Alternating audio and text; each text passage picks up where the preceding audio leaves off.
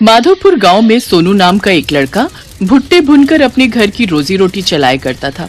उसकी माँ रत्ना बहुत बीमार रहती थी और सारा दिन बिस्तर पर ही पड़ी रहती थी।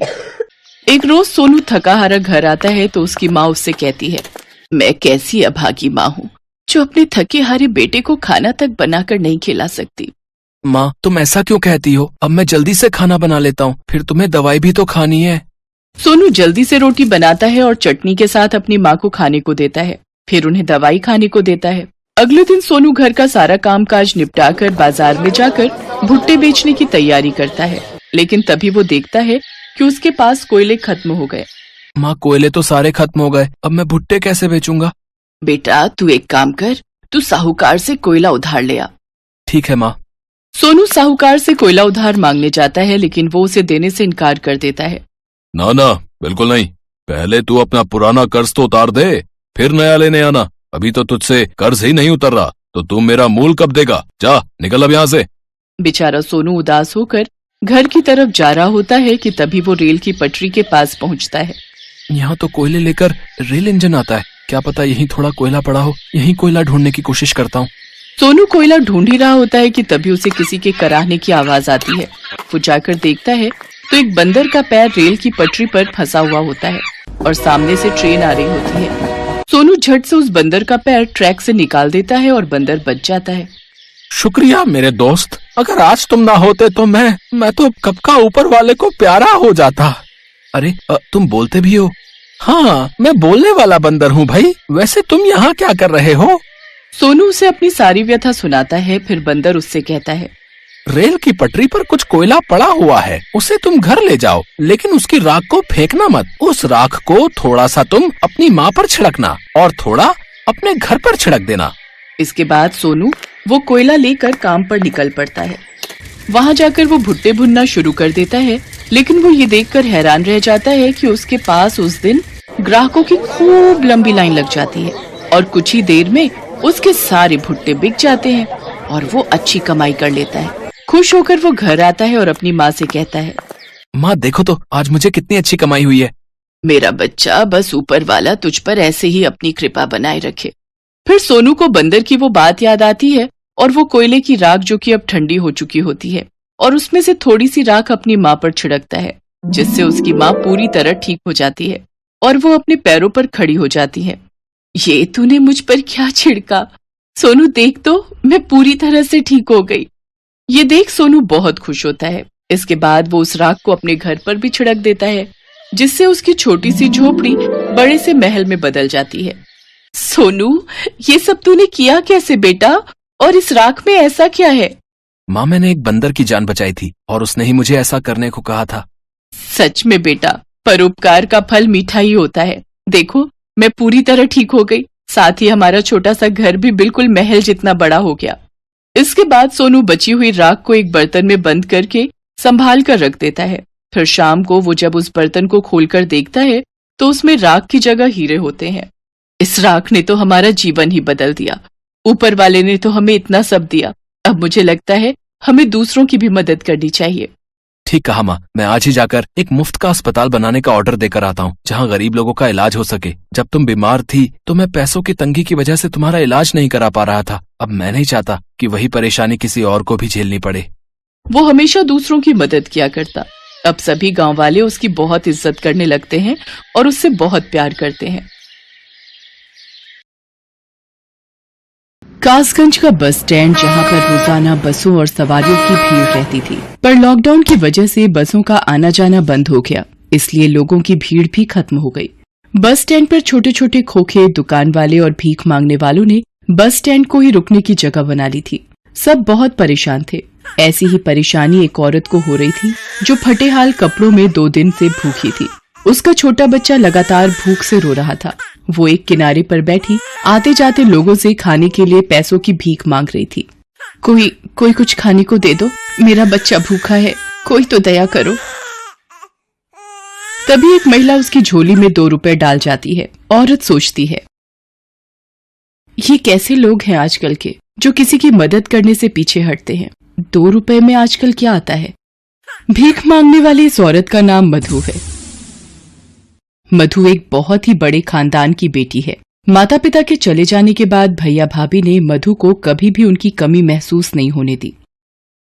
जमीन जायदाद, खुला पैसा, नौकर चाकर, शानो शौकत, सारी सुख सुविधाएं मधु के लिए मौजूद रहती थी। मधु जिस चीज पर हाथ रख दे उसके भैया उसे दिलाकर ही मानते थे। रजत नाम का एक लड़का मधु को चाहता था, इसलिए मधु के आगे पीछे घूमकर बड़ी बड़ी बातें करके वो मधु को प्यार के जाल में फंसाने लगा।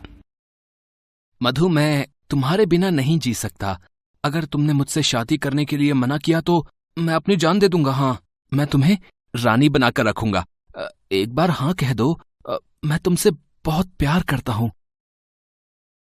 एक दिन मधु जब रजत के साथ मोटरसाइकिल पर जा रही होती है, लाल बत्ती पर रजत अपनी मोटरसाइकिल रोकता है। तभी बराबर में मधु के भाई सौरभ की गाड़ी आकर रुकती है। सौरभ मधु को रजत के साथ देख लेता है। शाम को मधु जब घर आती है। मधु, कहाँ से आ रही हो? कॉलेज तो 4 बजे ही खत्म हो जाता है। अभी शाम के 7 बज रहे हैं। इतनी देर कहाँ थी? वो भैया, मैं अपनी एक सहेली के घर गई थी। अच्छा, तो अब तुम झूठ भी बोलना सीख गई हो। अरे, आप भी शुरू हो गए। चली गई होगी सहेली के घर। मधु, चलो खाना खा लो। उस वक्त सौरभ चुप हो जाता है। अगले दिन वो किसी काम से बाहर जाता है। वो देखता है, अरे ये तो वही लड़का है जो कल मधु के साथ था। ये किससे लड़ाई कर रहा है? अरे दे दूंगा ना यार, भाग नहीं रहा हूँ यार। तेरी मोटरसाइकिल और तेरे पैसे दे दूंगा यार मैं। हाँ यार। अरे यार, एक बहुत मोटी आसामी हाथ लगी है। बस कुछ दिनों में मालामाल हो जाऊंगा। ऐसा क्या हाथ मार लिया तूने, हैं? अरे एक अमीर घर की लड़की को फंसाया है। बस एक बार बात बन जाए फिर तो मजे ही मजे हैं। ये क्या? मेरी बहन मधु की जिंदगी इस लड़के से शादी करके बर्बाद हो जाएगी। मुझे मधु को समझाना होगा। सौरभ मधु को समझाता है, पर वो सौरभ की एक बात नहीं मानती। मधु, वो लड़का रजत तुम्हारे लायक नहीं है। मैं उसकी असलियत जान चुका हूँ। मैं रजत को जानती हूँ, वो मुझे कभी धोखा नहीं देगा। मधु जानती थी कि सौरभ इस शादी के लिए कभी हाँ नहीं करेगा। वो उस लड़के रजत के झांसे में आ जाती है और एक रात जब सब सो रहे थे, वो चुपचाप अपने गहने, कपड़े, पैसे लेकर रजत के साथ भाग जाती है और दूसरे शहर पहुंचकर वो दोनों शादी कर लेते हैं। शादी के बाद मधु को रजत की सच्चाई पता चलती है कि उसने पैसों के लिए मधु को फंसाया था। मधु के पास 2 बच्चे छोड़कर और मधु की जिंदगी खराब कर रजत उसे अकेला छोड़कर भाग जाता है। अब मैं क्या करूं? भगवान, इन छोटे छोटे बच्चों को लेकर मैं कहाँ जाऊं? मधु दोनों बच्चों की भूख मिटाने के लिए दर दर भीख मांगने लगती है और भीख मांगते हुए बस स्टैंड पर पहुंच जाती है। एक कोने में रोजाना गोदी में बच्चे को लेकर वो भीख मांगती है। बच्चे के रोने की आवाज से उसकी याद वापस टूट जाती है। कोई तो पैसे दे दो, मेरा बच्चा भूखा है। रो मत मुन्ना, अभी घर चलेंगे। एक व्यक्ति मधु को बस स्टैंड पर भीख मांगते देख लेता है। अरे ये मैं क्या देख रहा हूँ? ये तो मधु बिटिया है, अपने सौरभ की बहन। पर ये इस हालत में? हे भगवान, मुझे सौरभ को ये बात बतानी होगी। वो व्यक्ति सौरभ को फोन पर सारी बात बताता है। ये सुनकर सौरभ के होश उड़ जाते हैं। वो उसी समय बस पकड़कर वहाँ पहुँचता है। वो मधु के हाथ में 100 रुपए देकर आगे जाकर छुप कर खड़ा हो जाता है और रोने लगता है। मधु मेरी बहन, ये किस हाल में है? ये दिन देखने से पहले मैं मर क्यों नहीं गया? अरे 100 रुपए, आज तो तुम्हारे लिए दूध और मोनू के लिए खूब सारा खाना खरीदूंगी। मधु 100 रुपए देखकर खुश हो जाती है। जब वो खाना लेकर घर जाने लगती है, सौरभ भी मधु के पीछे पीछे जाने लगता है। मधु घास फूस से बने एक कच्चे घर के अंदर जाती है। अरे माँ, खाना लाई हो? मुझे बहुत जोरों की भूख लगी है। मोनू खाना खाने बैठ जाता है। मधु ये देखकर रोने लगती है। मेरे बच्चों, मेरी एक गलती की वजह से आज तुम्हें भी मेरे साथ ये गरीबी का जीवन जीना पड़ रहा है। ना मैं उस वक्त रजत की बातों में आती, ना मेरे ऐसे दिन होते। भैया, मुझे आज आपकी बहुत याद आ रही है। भैया, मुझे माफ कर दो। मुझसे अब और नहीं सहा जा रहा। मेरी हिम्मत जवाब दे रही है। मेरे प्यारे भैया, मरने से पहले एक बार आपकी कलाई में राखी बांध देती। मधु एक रुमाल में बंधी कुछ राखियां निकालकर हाथ में लेती है। भैया, ये राखियां मैंने आज तक संभाल कर रखी हुई हैं। काश मैं आपको बांध सकती। तो किसने मना किया बहन? बांध मेरी कलाई पर राखी। देख, तेरा भैया आया है। भैया, भैया आप आ गए। मुझे माफ कर दो भैया, मुझे माफ कर दो।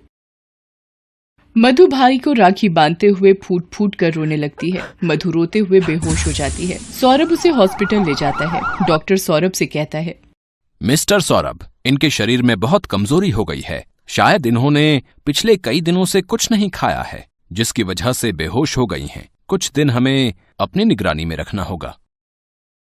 सौरभ सुनैना को फोन करके रोते हुए सारी बात बताता है। सुनैना भी रोने लगती है। कुछ दिनों तक मधु हॉस्पिटल में ही रहती है। सौरभ दोनों बच्चों की देखभाल करता है।